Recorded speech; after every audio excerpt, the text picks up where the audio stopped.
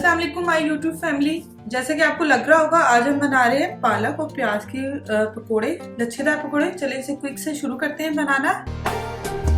अगर आपने चैनल को सब्सक्राइब नहीं किया तो काइंडली इसको सब्सक्राइब कर लें, बेल आइकन को प्रेस कर लें ताकि तमाम रेसिपी की अपडेट का नोटिफिकेशन आपको आता है। मिक्सिंग बाउल ले लेंगे। इसमें एक मैंने बड़े साइज का प्याज लिया है, उसको मैंने नमक लगा के 10 मिनट रख दिया था, जरा उसका कड़वाहट और उसमें से जो पानी था वो निकल गया है। फिर उसको अच्छे से वॉश कर लिया और ये रहा हमारा प्याज। ठीक है, एक बड़े साइज का प्याज था, उसको बारीक काट दिया। ठीक है, स्पाइसेस में हमें चाहिए होंगी नमक, आप अपने टेस्ट के अकॉर्डिंग ले लें। क्रश चिली है 1 टेबलस्पून ही हमें कूटा हुआ, ये देखिए जो साबुत धनिया होता है उसे मैंने कूट लिया, ये चाहिए होगा। सूखी मेथी चाहिए होगी 1 टीस्पून, ½ टीस्पून अजवाइन हमेशा आप पकौड़ों में ज़रूर डालें। मेरी मदर इन लॉ कहती हैं हमेशा डालनी चाहिए, अच्छी होती है। ½ टीस्पून ही हमें ज़ीरा चाहिए होगा। ठीक है, अब हमने क्या करना है, इन सारे स्पाइसेस को प्याज में सिर्फ अभी डालकर आपने इसको अच्छे से मिक्स कर लेना है। ये देखिए इस तरह से मिक्स हो गई। फिर आपने इसमें ½ बंच धनिया, इसमें ज़्यादा जाता है धनिया, बहुत ज़्यादा बारीक नहीं आपने काटना, इस तरह से देखिए। ठीक है, इसको हम मसल लेंगे अच्छी तरह। इसको इन पकौड़ों में जो मसाले वगैरह हैं वो आपके पहले जाएंगे, आप उनको अच्छी तरह प्याज के साथ मिक्स कर लें। ये देखिए ये हो गया मिक्सचर रेडी। अब आपने इसमें क्या करना है, बेसन थोड़ा थोड़ा ऐड करना है। तकरीबन मैंने अभी पौना कप के करीब डाला है, इसको हम करेंगे मिक्स। 1 कप के करीब से हमने सवा कप के करीब बेसन रखा हुआ है पास। अब वो हम जितना हमें रिक्वायर्ड होगा हम साथ साथ मैं आपको बताऊंगी कितना हमें चाहिए।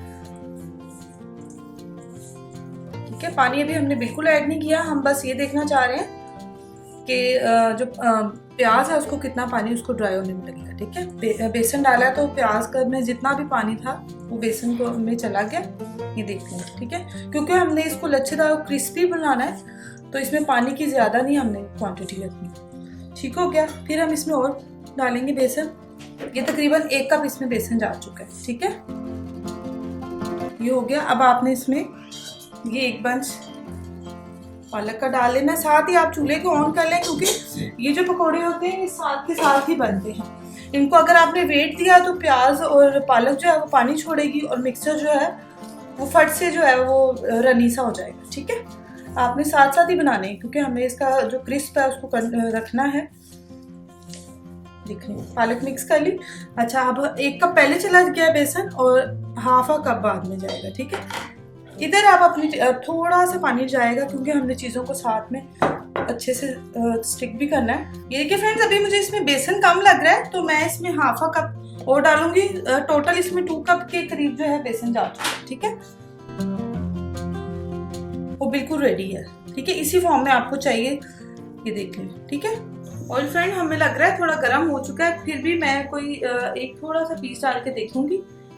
ये देखिए ऊपर आ गया, इसमें इनके हमारा ऑयल परफेक्ट डालना है। अब चूल्हा थोड़ा सा मीडियम कर लेंगे, बहुत ज़्यादा हाई फ्लेम नहीं। और मैं हाथों की मदद से इसको डाल रही हूँ क्योंकि हाथों की मदद से ज़रा गैप आ जाता है पकौड़ों में और वो बहुत मज़े के बनते हैं। अगर आप स्पून से डालेंगे तो वो इतने लच्छेदार नहीं बनेंगे। आप कोशिश करें, आप बहुत एहतियात के साथ हाथों की मदद से इसको ऐड करें और इन पकौड़ों के लिए ज़्यादा ही ऑयल इस्तेमाल करेंगे तो ही सही है। जो बाजार के पकौड़े होते हैं वो इसलिए भी मज़ेदार होते हैं क्योंकि वो लोग ज़्यादा ऑयल में उसको फ्राई करते हैं। एक तो क्रिस्पी बनते हैं, उनकी शेप जो है वो फ्लैट नहीं होती।